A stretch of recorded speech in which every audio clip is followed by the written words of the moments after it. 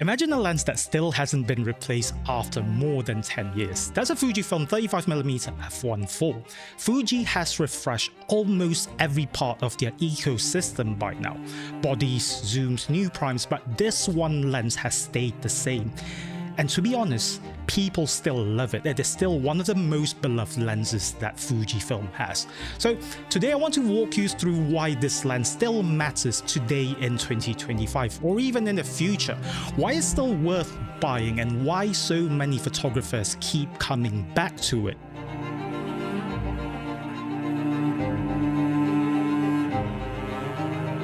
For context, I shoot a lot with Leica. One of my favorite lenses ever is the Light Lens Lab 50mm f2 rigid on my Leica M11 or my Leica MA. So I naturally enjoy lenses that keep things simple and produce images that feel honest and natural, but also with a lot of character. This Fuji lens gives me the same type of feeling. Not identical to Leica, but similar in philosophy.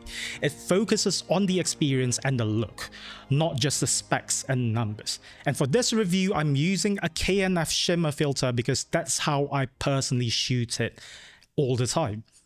Let's get into the breakdown. This lens is very small and very light, only 187 grams. You pick it up and it almost disappears in your hands. It's really tiny for an f1.4 lens, and paired with a small Fujifilm body like my XM5, it doesn't feel front heavy, and that's a huge part of the appeal. The lens is completely made out of metal, a mechanical aperture ring, and a simple classic design. No plastic gimmicks inside, no switches everywhere, just a simple and clean prime lens. This lens came out before weather sealing became standard on Fuji primes. So if you shoot in rain or dusty environments, you need to be a bit careful. But the upside of that older design is the size. It stays extremely compact and never gets in your way. The aperture ring is excellent, smooth, clicky, and easy to control by touch. This is it, just try to listen to it. The focus ring uses autofocus by wire design. It's not the tightest or the most precise ring Fuji has ever made, but to be honest, for daily use, I don't use manual focus a lot on my Fuji cameras. Overall, the handling is simple and comfortable. If you like small cameras with small lenses, this is one of the best setups that you can actually get. Autofocus is the most outdated part of this lens. There is just no way around it. In bright daylight or good artificial light, it performs fine. It's not blazing fast. It's reliable enough for most casual shooting. But in dim environments, in low light, even though it's at 1.4, it slows down. Sometimes it needs an extra moment to lock in. Face and eye AF work, but not as confidently as Fuji's newest lenses. The important thing is this: when it actually locks, it's accurate. If you understand the rhythm of this lens, you will not have a problem with autofocus. It's simply not designed for speed, it's designed for consistency.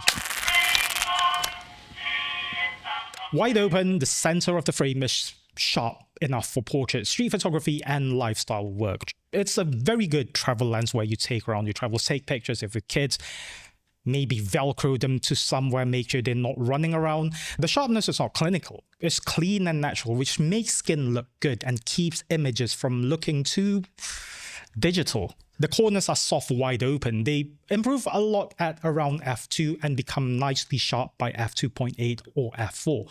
If you need sharp corners for landscapes or architecture, this might not be your first choice. But for everyday shooting, the sharpness is more than enough. So yeah, if maximum resolution is your priority, the newer XE33mm f1.4 is the modern upgrade to this lens.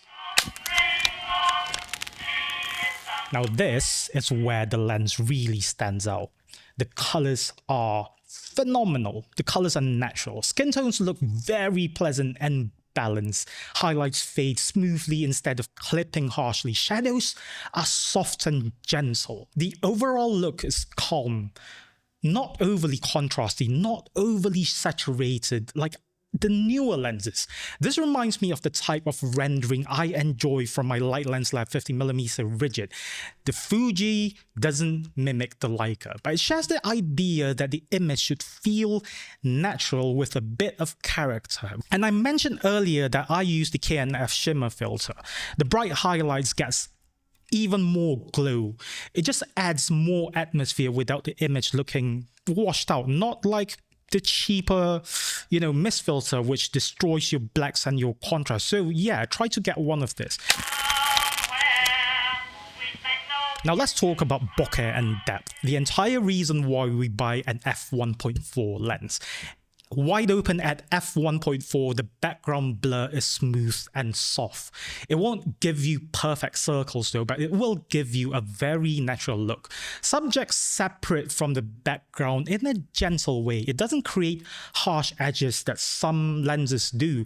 It doesn't create distracting texture too. Now, the problem with some of those f1.2 lenses, f1.4 lenses, is that sometimes the transition between the subjects that are in focus and the background, or things that aren't in focus, is quite harsh. You don't get a gradual transition. This lens gives you that.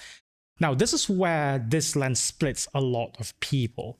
This lens flares quite easily if you compare it to the other modern lenses. You get this lens hood though, which is a square lens hood that makes it look like a more expensive lens than it should. Backlighting your images will make this lens flare and, lower your contrast. Some photographers dislike that. Others like me love it. If you enjoy glow and a softer look, this lens gives you that naturally. You don't have to add filters. One of those filters that you get online, weird filter effects and what have you. I use the shimmer filter. The flare becomes even smoother, so it even diffuses the flare. It gives me that, cinematic flare look, if you will. Right, low light performance. The f1.4 aperture makes this a strong low light lens. You can shoot indoors or at night without pushing ISO too far. The images stay warm and soft. Shadows don't get muddy. Highlights stay under control. Autofocus slows down a little in the dark, but the image quality stays very, very good. And again, the filter will perform and give you the best results when you're shooting into light sources at night. That's when your light sources bloom. That's when it gives you the most character, which fits nighttime shooting really, really well. Unfortunately, the lens is not perfect. This is not something I will trust with modern continuous autofocus. The lens makes quite a bit of noise when it's autofocusing as well. The autofocus speed varies. You will often get focus breathing as well. It's not very well corrected. If you shoot manual focus video and you want a vintage or film-like vibe, you can absolutely use this lens, not for fast-moving action or what have you. You can certainly use it for, slowed down, maybe still life, maybe some sort of like a cinematic scene or something with not a lot of people running around. But if you require quicker AF, just get the 33mm f1.4. that will serve you better. All those things I talked about earlier. There are a lot of flaws. There are a lot of downsides to this lens. So why is this lens still talked about in 2025?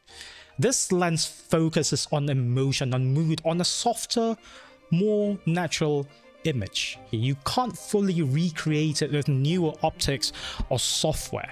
That's the same reason why old Leica lenses, vintage lenses, and lenses like the Light Lens Lab Rigid or the Light Lens Lab 8 Element are still popular. Not because they beat modern lenses in technical tests, but because the images feel good. So, should you buy it in 2025? Here's the simple answer.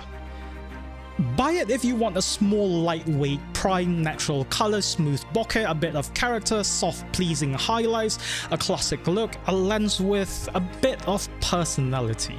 The Fujifilm 35mm f1.4 to me is still worth buying in 2025 because Fuji really has never made anything that replaces this. yeah, it's not perfect, but it gives you a warm, emotional image that modern lenses have lost. As someone who enjoys vintage lenses, classic lenses, this Fuji fits right into the same style. It's small, simple, easy to use, and it creates beautiful images more than 10 years later. So yeah, I might be a bit nostalgic and overly romantic about it, but I really like this lens. See you in the next one.